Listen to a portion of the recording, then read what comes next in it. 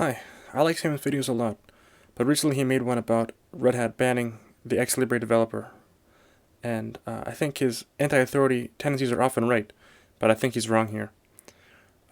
He starts the video referencing that IBM sells punch cards to the Nazis, which I mean is unbelievably irrelevant. I'm not sure how much research he did for the video, but I mean I could make plenty of irrelevant statements like how Sam sold cocaine and how the guy Metux was an anti-vaxxer. Although Sam does ramble a lot, I do appreciate his explanation of the technologies, especially the security benefits of Wayland, and also all the desktops that are no longer supported when we switch to Wayland, like the programs that don't have support anymore. So the first important point I'd like to answer is, how much does IBM influence Red Hat? I think it's true that IBM is encouraging Red Hat to kill certain products. I heard a story of a program that IBM thought was competing with Red Hat, and Red Hat had to shut its version of the program down. It's also the case where Ceph storage, like the links all redirect now to the IBM website, which is fine. I think they have their own storage thing that they're selling, and we are a subsidiary of them. But the two companies are definitely becoming more and more conjoined. I think some people from Red Hat are switching to IBM, or some teams are moving into IBM. So it's something to keep in mind. It wouldn't surprise me if IBM had evil corporate boardrooms to embrace extend extinguish, but I don't think Red Hat does. Although not like directly related, I think it's important to note that Red Hat can only support a product when it has influence on the upstream.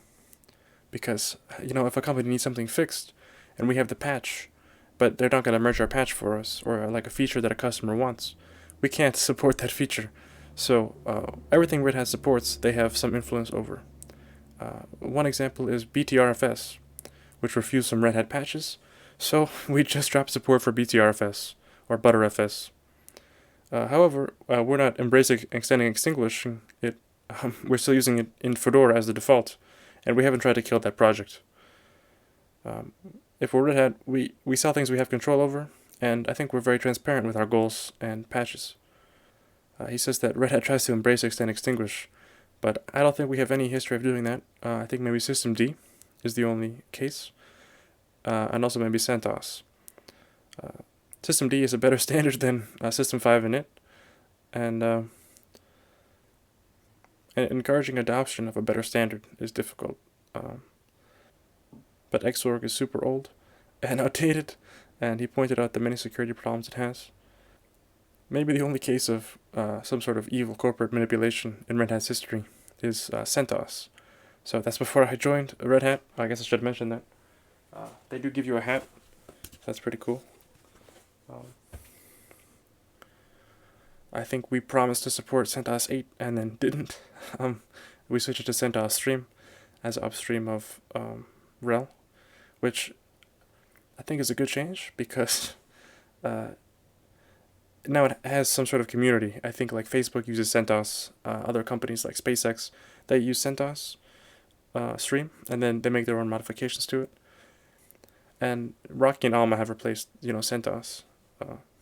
But it's probably not right to promise one thing and give another thing, so it makes sense that people are mad about that. I'm sure that that's somehow related to IBM acquisition, but he talks a lot about how corporations in Linux are so terrible, but Linux wouldn't be here without corporations. Open source isn't just a hobbyist project. Like, Linux is made by paid developers from hundreds of companies. The developers are hobbyists too, and they work on their free time, but they would be doing UI or AI or whatever pays them as their main job. So if you want like an Intel driver, somebody from Intel is probably going to write that driver in the kernel. So I think it's naive to pretend that anything in Linux is a hobbyist. There's a chart of the breakdown of patches by email. I don't have it on me, but I think the vast majority are corporations. So his main point is that Red Hat has some sort of conspiracy to push Wayland and memory hole everything relating to Xorg for some mysterious reason why we want to do that, even though it's all open source. And anything we do is public and can be used by the whole community. So even if we make it Wayland amazing, People can choose not to support it, but Ubuntu can. I think they've used Wayland now too. Everyone's switching to Wayland because it's a much better protocol. We're not some sort of evil. No offense to Sam, but he says these shifts happened within a week of the forks announcement. But Rail 10 was released on May 20th. Now it's the beginning of June. Rail 10 drops support for Xorg. Of course, Wayland is now taking center stage, and other projects are going to follow suit. Wayland's the future, and it's happening now. It's not a conspiracy. There's a 2023 blog post from Red Hat about how Rail 10 is going to drop support for Xorg. This is not new information, it's just happening now. The post says, with this, we've decided to remove Xorg server and other X servers, except X-Wayland, from Rail 10 and the following releases. X-Wayland should be able to handle most X11 clients that won't immediately be ported to Wayland, and if needed, our customers can stay on Rail 9. Sam went on, kept going on and repeating these big lists of apps that would break. But as the article mentions, X-Wayland solves these problems. So it provides backwards compatibility for old Xorg X11 applications. It's not embrace, extend, extinguish. It's create a new standard and maintain compatibility with the old standard. It's not a conspiracy theory. There's also a tool called Waypipe to do a networked Wayland. I think it's still experimental because Wayland is still pretty new. I'm not sure if he had a script for the video, but at one point he mocked Wayland for fitting Red Hat's ideal of being secure and controlled. And of course, any company wants security. We also maintain SE Linux. It's not embrace, extend, extinguish. We're moving to a modern protocol and maintaining backwards compatibility to it. The final point is that Enrico Weigelt, known as Metux, was not a good developer.